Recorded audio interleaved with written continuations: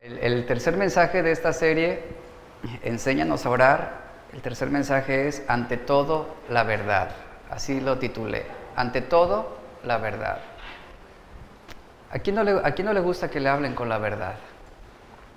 Cuando usted va a un médico y de repente a causa de un dolor o una molestia física, usted va con el médico para que el médico lo analice, lo evalúe, le haga estudios, le haga radiografías si es necesario, le extraiga sangre para hacer un análisis clínico y poder determinar cuál es el problema que le está afectando. Un médico que ante la evidencia y los estudios y las radiografías ve una masa cancerígena, no va a decirle a usted, no se preocupe, no tiene nada. Usted viva como si nada. Usted viva como si nada pasara, le voy a dar aquí unas aspirinas y con eso se va a sentir mejor. Y a los 6 meses la situación se complica, ¿verdad? Se agrava, usted termina hospitalizado a causa de las mentiras y el engaño de un médico que pudo hablarle con la verdad. Y que el hablarle con la verdad aportaba que usted pudiera intervenir en el tiempo adecuado para salvar su vida, para tratar con esa enfermedad o ese malestar. Entonces, qué triste es que a muchos les hablan con engaños y con mentiras y quedan satisfechos con eso. Algo importante con respecto a la verdad es que la iglesia debe buscar y procurar la verdad en todo sentido. Jesús es la verdad misma. Y la iglesia Dios la ha establecido para que la verdad sea predicada y enseñada. Y aquí entra una pregunta importante. ¿Qué es la verdad? ¿Qué es la verdad? La verdad es lo que es coherente con la mente, con la voluntad, el carácter, la gloria, la esencia misma de Dios. Es de Dios que se desprende el significado y la plenitud de la verdad. La verdad es la propia expresión de Dios. Jesús mismo lo dijo, yo soy, ¿qué? La verdad. Yo soy la verdad. Él no dijo, soy una verdad. Soy la opción de una alternativa de la verdad. Él dijo y afirmó, yo soy la verdad. Juan 14:6. La Biblia nos dice que el Espíritu Santo no solo nos testifica de la verdad, sino que nos guía a toda la verdad. Él no engaña, Él no miente, Él no transgrede su palabra. Juan 16:13 habla sobre esto. Y el apóstol Pablo en Romanos 8:26 nos habla sobre la obra del Espíritu Santo al decir, el Espíritu nos ayuda en nuestra debilidad. ¿Sabe cuál es una de las debilidades del ser humano? No reconocer la verdad, no seguir la verdad, no amar la verdad. Y Pablo está diciendo, el Espíritu nos ayuda en nuestra debilidad, pues no sabemos orar como es debido. ¿Cómo es debido? En base a la verdad sobre quién es Dios. No oramos como deberíamos porque nuestra debilidad humana en muchos aspectos repele, rechaza la verdad de Dios. Si tus oraciones no están cimentadas en la verdad sobre Dios, no encontraremos mucha diferencia entre las oraciones tuyas y las oraciones de los profetas de Baal, porque no es una oración establecida sobre la verdad. Los testigos de Jehová oran, los mormones oran, los musulmanes oran, aún los ateos oran, pero sus oraciones no están establecidas sobre la verdad. Por lo tanto, son oraciones inútiles, son oraciones engañosas. ¿Qué es lo que viene a tu mente cuando piensas en la verdad? ¿Qué es lo que viene a tu mente cuando piensas en Dios? ¿Piensas que tu mente es un concepto por medio del cual tú vas a poder interpretar o concebir a Dios? Si esto es así, estás equivocado. ¿Habrá algo en nosotros que pudiera comprenderlo? ¿Habrá algo en nosotros que pudiera interpretarlo de una forma precisa? Algo en nosotros, puede haber algo en nosotros que pudiera hacernos entender a Dios, entender sus designios, su voluntad, cómo opera su soberanía. En realidad, Dios es tan absoluto que está muy por encima de todos los conceptos que pudiéramos enmarcar basados en nuestros sentidos. Cuando pensamos sobre Dios fuera de la Biblia, nos estamos plantando en un terreno subjetivo, el cual es un camino muy peligroso por el que muchos están transitando. Porque nuestros propios sentidos, hablando sobre lo que vemos, lo que percibimos, ¿verdad? Lo que se establece sobre nuestra propia experiencia, nuestros propios sentidos pueden ser engañosos y no son confiables. Y van a reducir a Dios a términos manejables para nosotros. Porque muchas veces queremos poner a Dios donde lo podamos usar. Queremos interpretarlo de una manera que lo podamos controlar. Y no es así. Cuando intentamos imaginarnos cómo es Dios, por necesidad tenemos que interpretarlo por nuestros sentidos. Usamos lo que no es Dios como lo material en bruto, lo que vemos, lo que percibimos, para que nuestra mente pueda trabajar en un concepto sobre lo que nosotros creemos o pensamos o suponemos que debería ser Dios. Y nuestra mente está trabajando sobre ese concepto. Y lamentablemente, muchos cristianos tienen un concepto de Dios basado sobre lo que su propia mente ha generado. ¿En base a qué? A los sentidos mismos. Nos podemos imaginar cómo es Dios. Y usted va a crear una imagen sobre Dios. Y usted, sobre esa imagen que ha creado en su mente, es como usted va a dirigir sus oraciones. ¿En base a qué? A esa imagen que ha construido de la divinidad. Y lamentablemente, todo lo que usted ha hecho, ese concepto que usted ha formado en su mente, en su imaginación, no es Dios. De ahí, a causa de esto se desprenden muchas oraciones erráticas en los cristianos.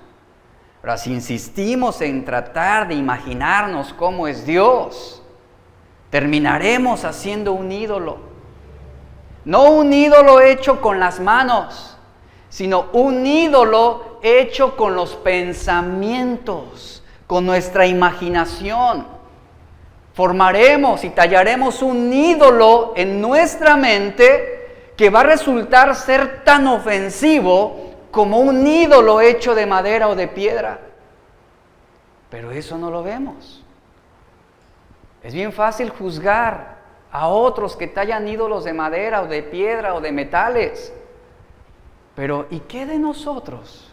¿Cuántas veces no hemos tallado un Dios en nuestros pensamientos? ¿Cuántas veces no hemos formado un Dios de nuestra imaginación? Y lo concebimos en base a lo que nosotros queremos que sea Él para nosotros. Escuche, Dios no puede ser conocido por la imaginación. Dios no puede ser conocido por nuestros pensamientos, ni por el intelecto. Él no puede ser conocido en términos humanos, porque esto es imposible, porque no podemos ver lo invisible, y nuestras manos no pueden alcanzar lo que es inalcanzable. Por eso mismo, Dios se ha hecho alcanzable para nosotros. Escuche, no es el hombre el que ha hecho alcanzable a Dios, es Dios mismo quien se ha revelado, quien se ha hecho alcanzable para el ser humano a través del Logos de Dios, que Él es la verdad, esto es Cristo mismo.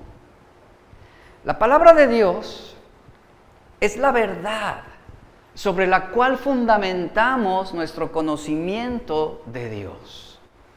Esto debemos tenerlo muy claro.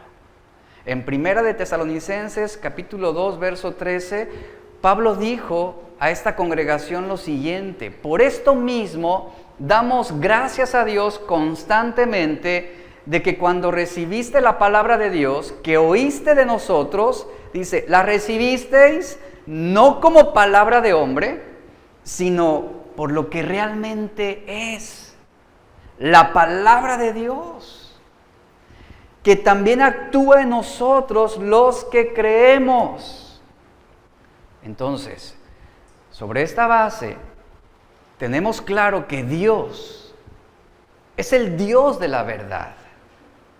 Él es el Dios inmutable.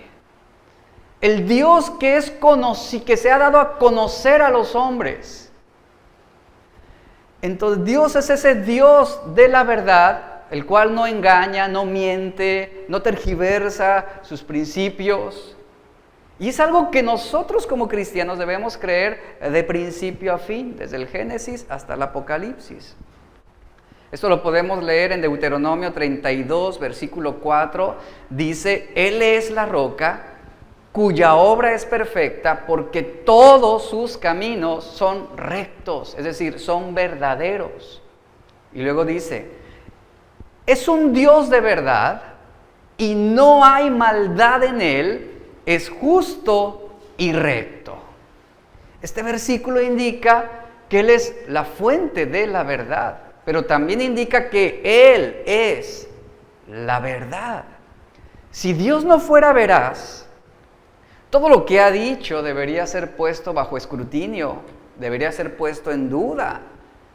La Biblia dice que Dios no puede mentir, Él no puede retractarse de lo que ha prometido.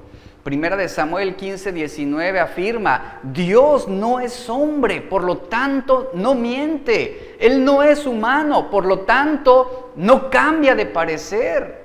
El hombre sí cambia de parecer. ¿En base a qué? A su conveniencia, a su beneficio, a su egoísmo, a su codicia. Pero Dios no cambia de parecer. Números 23, 19 dice, Dios no es hombre para que mienta, ni hijo de hombre para que se arrepienta. Lo ha dicho Él y no lo hará. Ha hablado y no lo cumplirá.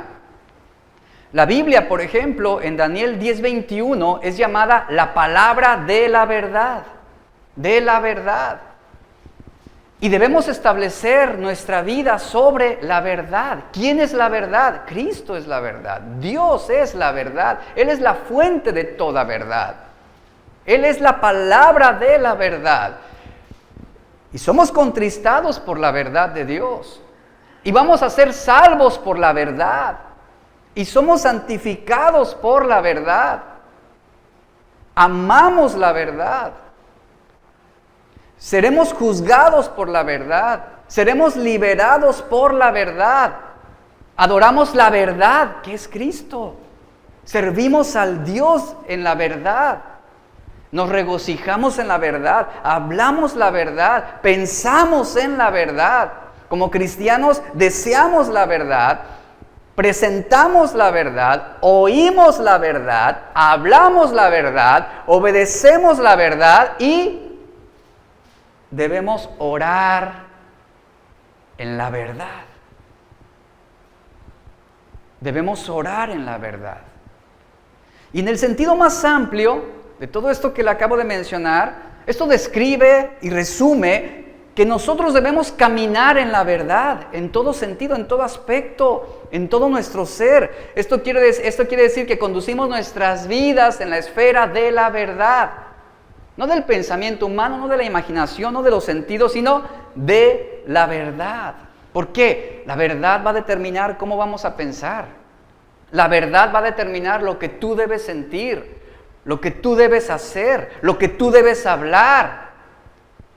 La verdad va a determinar cómo tú responderás ante una injusticia. Andamos en la verdad.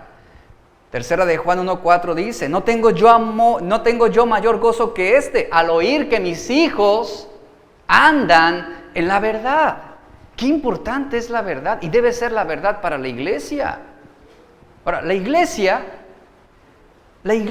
¿para qué fue puesta? ¿Para qué fue edificada? ¿Para qué fue establecida? Ahora, la función de la iglesia es definida de manera clara en la Biblia. Y un versículo lo resume en 1 Timoteo 3:15. Dice que la iglesia fue establecida, la iglesia existió en el mundo para ser columna y baluarte ¿de qué? De la verdad. Ahí está claro, la iglesia existió en el mundo para ser columna y baluarte de la verdad. La iglesia existe en el mundo, lo afirma aquí Pablo a Timoteo, para ser esa columna, ese sostén de la verdad. Ahora, ¿qué va a suceder si la iglesia abandona la verdad? ¿Qué va a suceder si la iglesia toma en poco la verdad? Entonces se va a convertir en una iglesia apóstata, que abandonará la verdad. Y Pablo dice que la iglesia debe ser el fundamento de la verdad.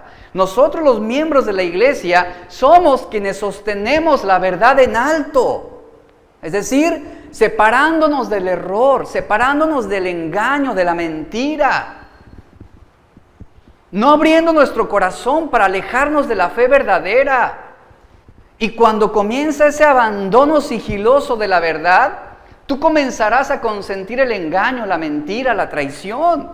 Y presentarás dudas sobre la verdad, dudas sobre quién es Dios, sobre la voluntad de Dios.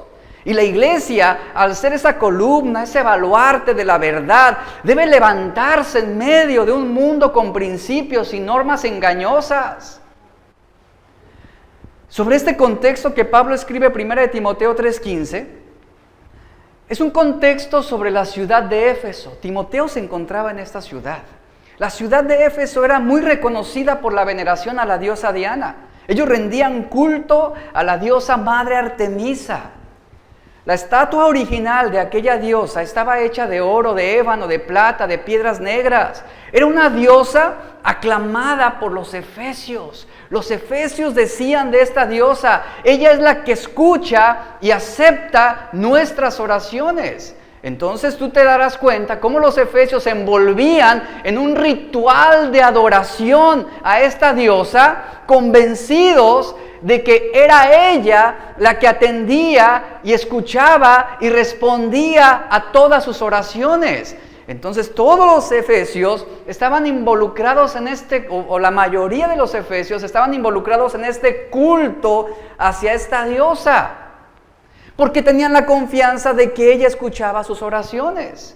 En Éfeso había un atractivo turístico a nivel mundial, un enorme edificio suntuoso construido a la diosa de los efesios. Ese templo majestuoso, dice la historia, era una de las 7 maravillas del mundo en aquellos años, junto con los jardines colgantes de Babilonia que levantó Nabucodonosor, y junto también en las pirámides de Egipto.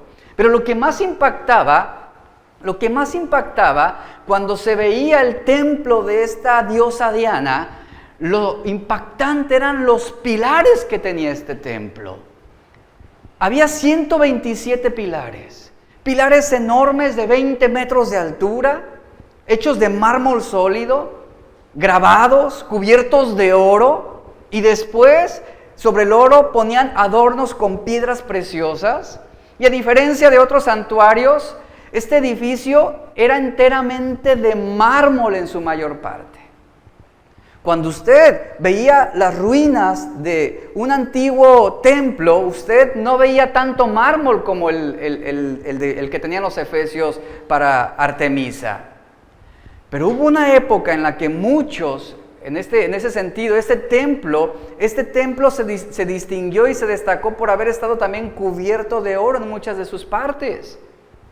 Era una cosa realmente majestuosa, 127 pilares. Cada pilar había sido donado al edificio del templo por un rey que llevaba el nombre de ese rey, y fueron todos esos reyes que estaban pagando su tributo a la diosa Diana. Ahora, esos pilares sostenían el techo, el cual era una estructura inmensa, hecha de piedra. Debajo de ese pilar estaban los cimientos. Entonces, aquí vemos cómo estaban los cimientos sobre esa enorme construcción.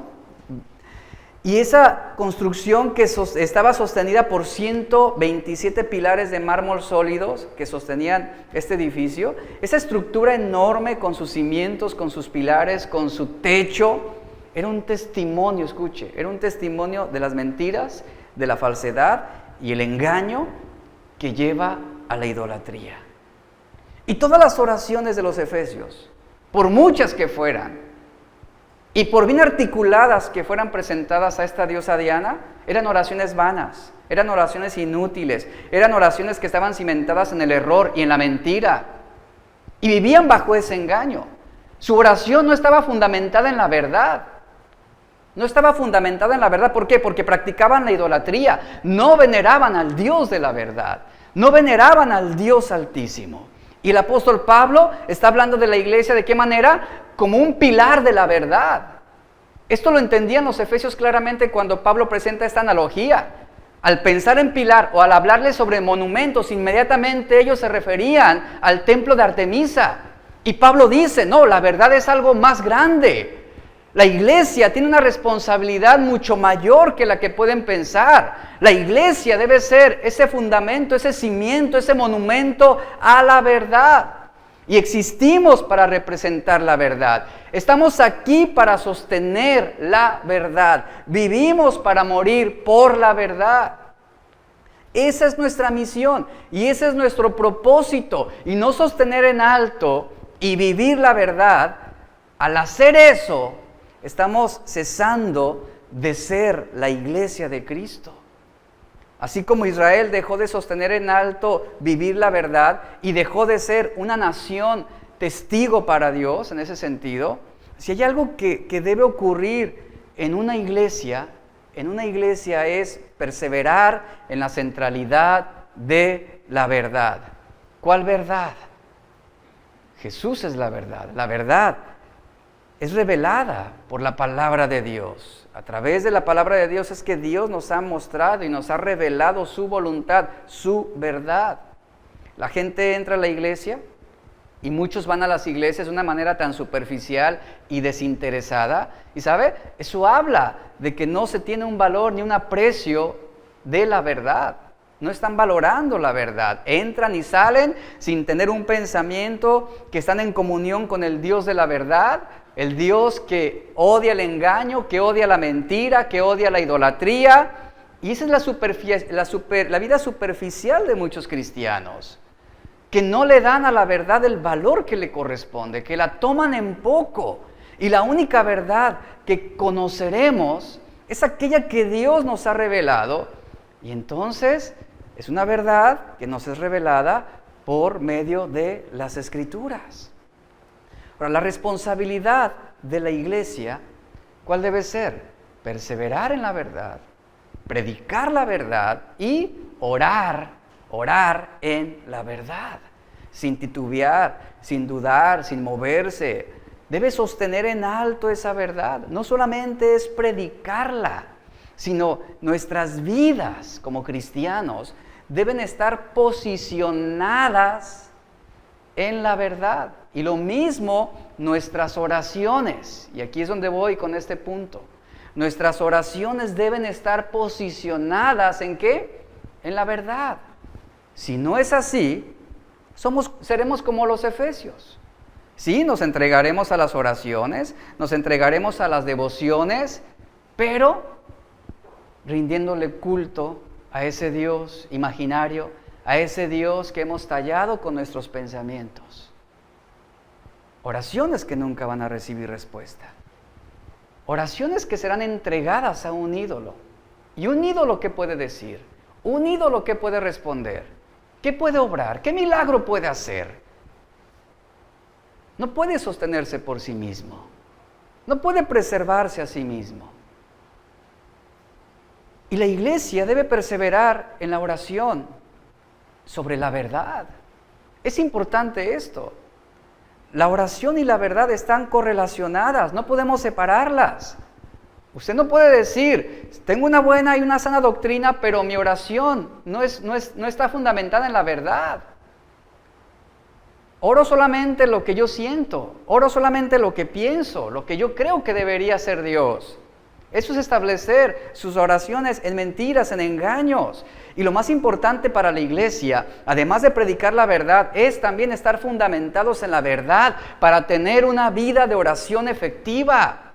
Ese es el pilar también al que Pablo está refiriéndose en 1 de Timoteo. La iglesia debe sostener la verdad. Y la iglesia no solo debe ser reconocida por su doctrina en la verdad, sino también por su oración en la verdad. Yo puedo conocer a muchos grandes estudiosos de la Biblia, muchos grandes teólogos, pero de todos esos grandes estudiosos de las Escrituras, ¿cuántos se distinguen por ser hombres de oración? ¿Cuántos hay que realmente oran y se entregan efectivamente a una vida de oración fundamentada en la verdad? Lo que precede a una vida de oración es el estudio de la palabra de Dios. No podemos separarlas. ¿Por qué? Porque ni siquiera sabemos cómo orar a menos de que sepamos lo que la Biblia enseña acerca de Dios. Usted debe conocer la voluntad de Dios, debe conocer acerca del propósito de Dios, acerca de los tiempos de Dios, acerca de nuestras vidas, acerca de la fuente de nuestros problemas. Y la verdad de Dios es la que revela y la que brinda esa respuesta. Cuando usted busca respuestas fuera de la Biblia, usted simplemente terminará especulando sobre todo. Es decir, que usted va a suponer muchas cosas, sin tener un conocimiento suficiente sobre lo que realmente Dios está haciendo, sobre lo que Dios está permitiendo. Ponga atención a lo siguiente, es importante fundamentar nuestras vidas de oración en la verdad. Lo tenemos muy claro, Lucas 11, 2, 4, encontramos el Padre Nuestro, que es el reconocido bosquejo de la oración. Toda oración, toda palabra, toda petición, toda demanda que encontramos en el Padre Nuestro, ¿en qué cree que se enfoca? Se enfoca en Dios. Y Dios es el Dios de la verdad. Lo que usted lee en el Padre Nuestro está enfocado en la verdad sobre quién es Dios. La oración del Padre Nuestro, más que una serie de pasos que usted debe seguir, es una oración bosquejada en la verdad con respecto a Dios.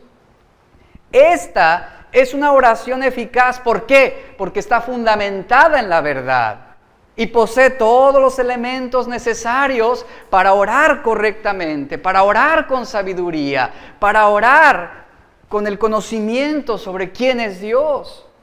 Porque es una oración que está establecida y cimentada en esa verdad sobre Dios y sobre quién es Dios y sobre la voluntad de Dios. Y usted conoce la oración del Padre Nuestro. La primera frase que dice, Padre Nuestro que estás en los cielos. ¿Qué está revelándonos aquí? Está revelándonos la verdad sobre la paternidad de Dios. Y después dice, santificado sea tu nombre. Aquí está hablando sobre la verdad, sobre la santidad de Dios. Y añade, y venga tu reino. Habla sobre la verdad del programa eterno de Dios. Hágase tu voluntad. Aquí nos muestra la verdad sobre los designios de Dios. Y luego dice, el pan nuestro de cada día, ¿qué? Dánoslo hoy. Claramente nos habla sobre la verdad de la provisión de Dios. ¿Y qué dice la Biblia con respecto a su provisión? Que Él nunca dejará a un justo desamparado. Esa es la verdad. Y luego añade, y perdónanos nuestras deudas, como también nosotros perdonamos a nuestros deudores. Esto es la verdad sobre el perdón de Dios. Y no nos metas en tentación, mas líbranos del mal. Aquí nos habla la verdad sobre la protección de Dios. ¿Y cómo termina? Porque tuyo es el reino, el poder y la gloria por los siglos de los siglos. Amén. Esto es la verdad sobre la eternidad de Dios. Entonces, usted puede darse cuenta que esta oración, en su estructura, en su conjunto, ¿de quién se trata? Se trata de Dios. ¿A qué nos apunta? A la verdad. Es lo que Jesús está instruyendo, a que oremos cimentados en la verdad sobre Dios, sobre quién es Dios. Y cualquier elemento en su vida, ya sea una necesidad que usted esté pasando económica, una situación de enfermedad, una situación de pecado, usted debe orar fundamentándose, cimentándose en la verdad. Porque toda oración no se trata de nosotros, no se trata de mí, no se trata de mis sueños, no se trata de lo que yo quiero, se trata de Dios. Se trata de Dios. No debemos buscar la oración como con un rastro especulativo. La Biblia nos enseña el camino que debemos seguir. Ahora, esta oración del Padre Nuestro fue un modelo, simplemente un modelo que debían seguir sus discípulos. Era una ilustración sobre cómo ellos debían orientar sus oraciones. Y en primer lugar les está diciendo, todo se trata de Dios. Y en segundo lugar, habla sobre cimentar esa oración en la verdad de Dios. Esto no es un mantra para ser recitado muchas veces sin sentido, sin comprometer la mente, ni el corazón, ni nuestra voluntad. Los diversos elementos de la oración que Jesús enseña son recordatorios de todo lo que nosotros debemos orar, de todo lo que nosotros debemos incluir en nuestras oraciones, que son alabanza, peticiones, penitencias, súplicas. De todo esto habla intercesión. Así que vemos cómo este Padre Nuestro nos muestra los elementos claves de la oración eficaz, la oración efectiva, la oración que recibirá respuesta de parte de Dios. Y creo que eso es lo más importante en una oración. Y creo que eso es lo que buscamos cada vez que nos presentamos ante el Señor y elevamos nuestra súplica, que Él responda, que responda de acuerdo a su voluntad. ¿A cuántos les gusta cuando usted manda un mensaje de WhatsApp? ¿A cuántos les gusta quedar en visto? O sea, vilmente ignorados, ¿no? Eso no hace Dios, Él no nos deja en visto. Creo que la efectividad de la oración es que recibir una respuesta. Y como lo mencioné la semana pasada, esa respuesta puede ser un sí o puede ser un no, pero Dios va a responder cuando nuestra oración es eficaz. Y aquí claramente estamos viendo los elementos claves de la oración, las características principales de una auténtica adoración a Dios. ¿Cuál? Se trata de Dios y debe estar cimentada en la verdad sobre quién es Dios. Y si usted no está orando con esto puesto en su corazón, usted no va a recibir una respuesta. Su oración no va a ser dirigida a Dios. Posiblemente es a ese ídolo que usted ha forjado en su imaginación o en su mente o en sus pensamientos. Ese ídolo que usted ha tallado a través de sus sentidos físicos. Jesús enseñó a sus discípulos sobre la importancia de orar clara y poderosamente. Esto es, tener la certeza de que Dios responde nuestras oraciones en forma segura, cierta y confiable. Esa es la oración eficaz. La oración no es un ritual o una fórmula estéril, sino es una petición, es un deseo que se eleva al cielo en la espera de una respuesta que va a recibir lo mejor de Dios. Escuche lo que le dije, va a recibir lo mejor de Dios. ¿Y qué es lo mejor de Dios para usted? A lo mejor no es esa casa que usted tanto quiere. A lo mejor no es ese vehículo. A lo mejor no es ese trabajo. A lo mejor lo mejor de Dios para usted no es sanarlo de su enfermedad. Pablo pidió, Señor, quítame este aguijón de la carne 3 veces. Y el Señor, ¿qué le dijo? No, eso no es lo mejor para ti. Lo mejor es que ese aguijón permanezca en tu carne para que te haga humilde, para que te haga dependiente de mí. Y Pablo mismo lo dijo, este aguijón no me fue quitado ¿para que qué? Para evitar que yo me sobreexaltara, para que yo me enorgulleciera, para que yo llegara a pensar que se trataba de mí, que el mérito era mío. No es así. Así que, ¿qué es lo mejor de Dios para ti? ¿Te has preguntado alguna vez?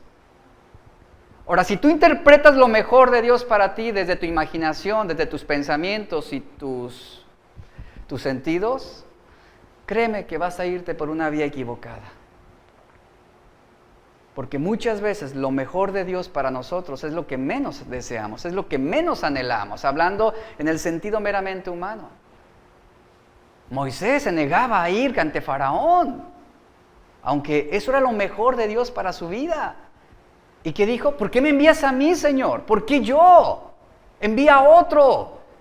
Para empezar, yo soy tartamudo, no sé hablar, no tengo el carisma que tiene mi hermano Aarón. Él tiene mejor presencia, él es más elocuente, él tiene esa facilidad de convencimiento, no yo.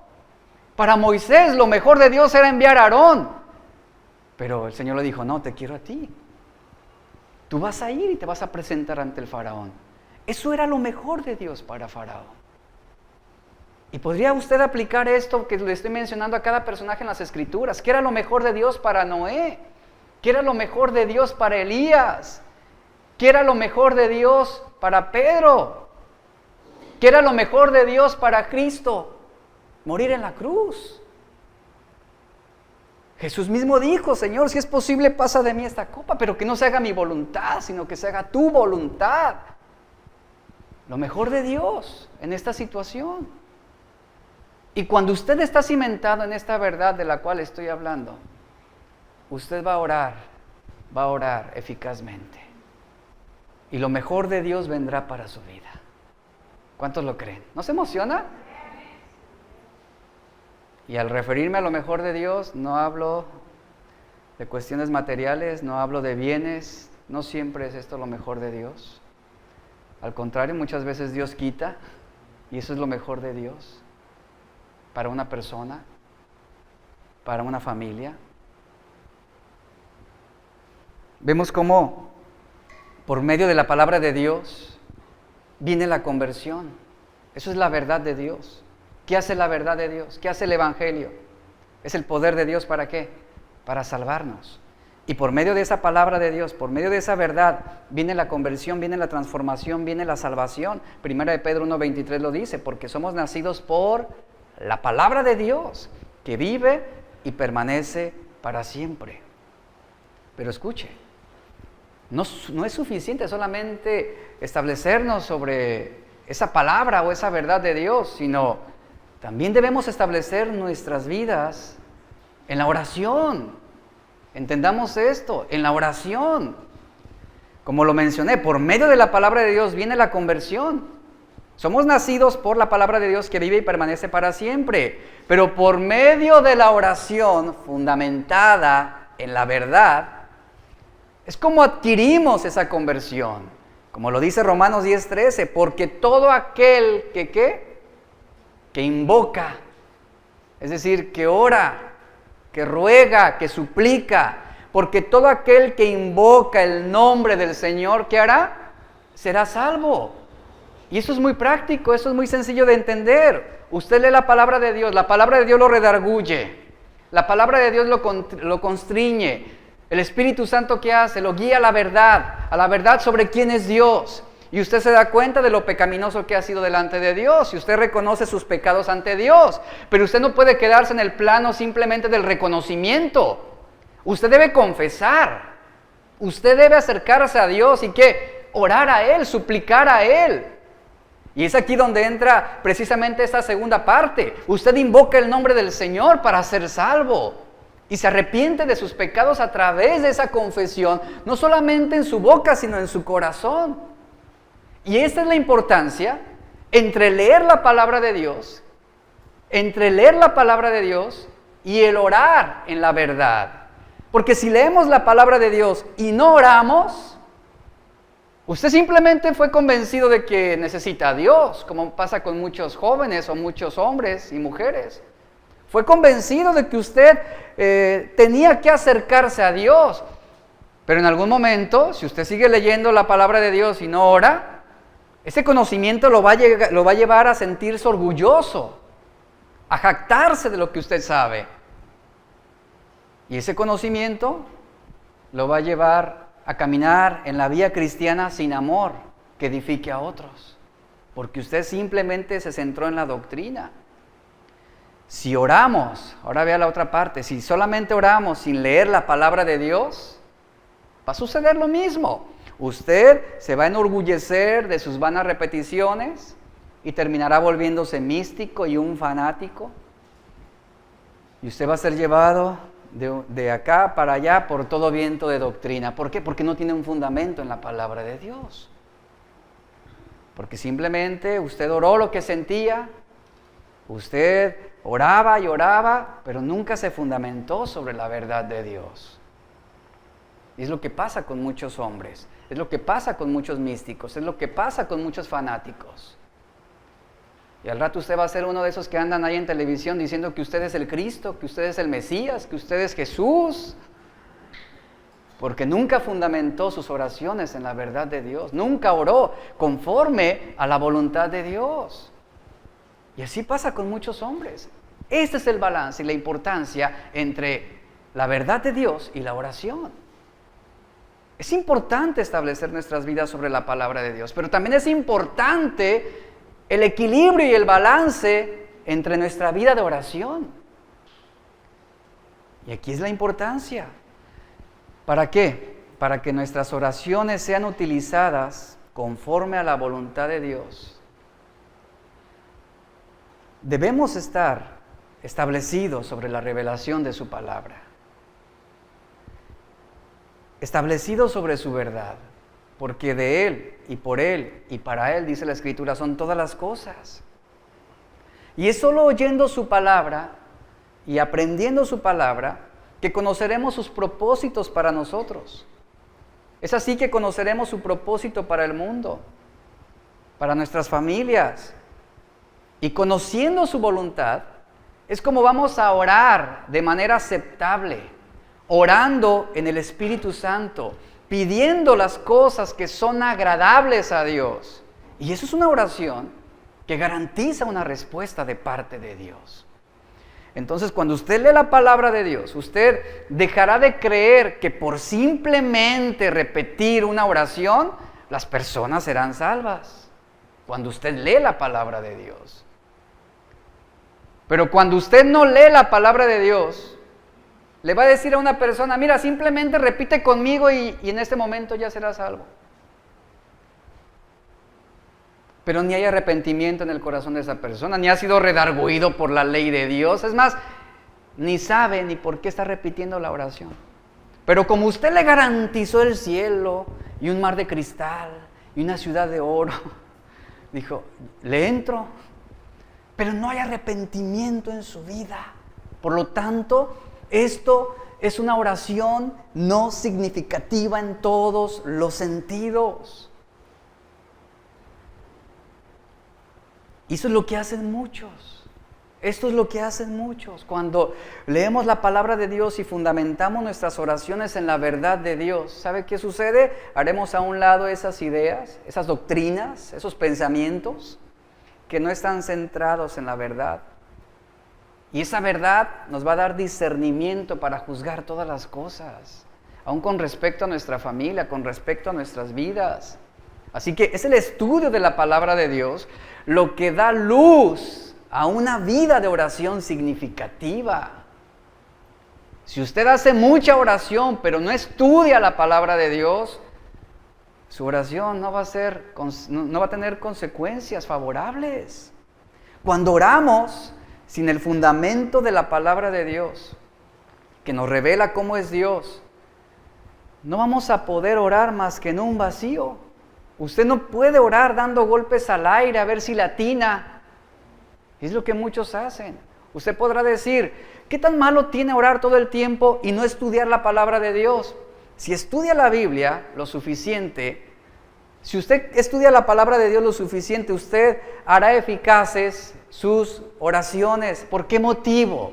Porque va a eliminar muchas peticiones, va a eliminar muchas peticiones que son triviales. En pocas palabras, usted estaría quitando obstáculos que son puestos muchas veces por nuestras emociones, por nuestros pensamientos, por nuestros sentimientos.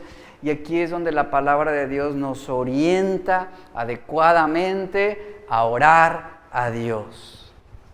Cuando Jesús dio un modelo de oración, este modelo de oración, Él lo hizo de una manera muy breve, muy sencilla, muy práctica. Y no fue una oración muy larga como la que los fariseos acostumbraban en aquel entonces. Pero vemos que esta oración, aunque corta, refiriéndome al Padre Nuestro, era una oración que tocaba todos los elementos que eran vitales y necesarios. Y francamente, eran pocas palabras, eran 66 palabras solamente las que Jesús refirió como ejemplo de oración. Y este elemento del Padre, esos elementos que encontramos en el Padre Nuestro son oraciones que debemos orientar correctamente a Dios. ¿Sobre qué? Sobre la verdad. Nos ayuda a cubrir todos esos elementos con sabiduría, con discernimiento, con humildad. Toda la oración, como lo mencioné previamente, toda la oración se trata de Dios. Nos enseña a ser dependientes en todo a Él. Y cuando estudiamos la palabra de Dios, vamos a orar de acuerdo a la voluntad de Dios. Esto es así, esto es muy sencillo. Y es como lo siguiente, hay cristianos que le ruegan a Dios, por ejemplo, que les dé el Espíritu Santo. Bueno, si leyéramos la palabra de Dios, entenderíamos que cuando viene la regeneración espiritual, el Espíritu Santo ya nos ha sido dado. No tenemos que pedir que descienda, que venga. Tenemos al Espíritu Santo. Porque Él produce en nosotros tanto el querer como el hacer. Y por Él es que se logra esa regeneración espiritual. Hay quienes, por ejemplo, hay personas que están orándole a Dios que les dé fortaleza. ¿Pero qué nos dice la Biblia? La Biblia nos dice que todo lo podemos en Cristo que nos fortalece. Otra versión dice, es Dios quien nos da fuerzas para enfrentar cualquier situación. Y cuando usted lee la Biblia, entonces usted da por hecho que el Señor le ha dado la fuerza, que Él le ha dado la fortaleza. No es algo que usted deba pedir reiteradamente, porque la Biblia lo da por hecho, que cuando usted está en Cristo, todo lo puede en Él, que le da la fortaleza. Lo único que usted tiene que hacer en esto es poner su confianza en el Señor, poner su confianza en el Señor. Por ejemplo, en algunas reuniones de oración o cultos de algunas congregaciones, me tocó escuchar que la iglesia o el que estaba al frente encaminaba a la congregación a decir, pónganse de pie y oren a Dios, que se quede con nosotros, que no se vaya de este lugar. Si leyéramos la Biblia, ¿qué nos dice la Biblia? Él está aquí con nosotros. Él está aquí con nosotros todos los días, hasta el fin del mundo. ¿Se da cuenta? ¿Cómo hay un balance entre la verdad de Dios y nuestra oración? Hay personas que le ruegan a Dios, dame amor por esa persona. Ayúdame a amar a esa persona. Pero si leyéramos la Biblia, entenderíamos que el amor de Cristo ha sido derramado en nuestro corazón. Y es el amor de Cristo el que nos capacita para poder amar aún a nuestros enemigos. El amor es una decisión. Pero cuando nosotros vamos ante Dios, ayúdame a amar a fulano de tal, estamos esperando que el Señor haga un chasquido. Ya lo amas. No, el amor es sufrido, ¿cierto? Y el amor debe ser una decisión en toda situación. Y tenemos el amor de Cristo derramado en nuestro corazón. Entonces no necesitamos pedir. ¿Necesitamos qué? Actuar. Necesitamos obedecer en base a lo que ha sido manifestado en nuestra vida. El amor no es algo que necesita pedirse. El amor se expresa. ¿Qué fue lo que Jesús hizo en la cruz? Él lo expresó. Él lo manifestó. Él lo decidió. Él decidió amarnos aún cuando no éramos merecedores. Él no esperó a que fuéramos buenos para merecer su amor, ¿cierto? Lo expresó. Lo expresó. Él no le dijo a los hombres, pídanme amor, pídanme que los ame, pídanme que los ame. No, Él expresó su amor. Hay también quienes oran y dicen lo siguiente, Señor, déjame entrar en tu presencia. ¿Qué dice la Biblia? La Biblia dice, yo estaré ahí. Hay acceso directo a la presencia de Dios. El salmista lo decía, mejor es un día en tu presencia que 1000 fuera de ellos.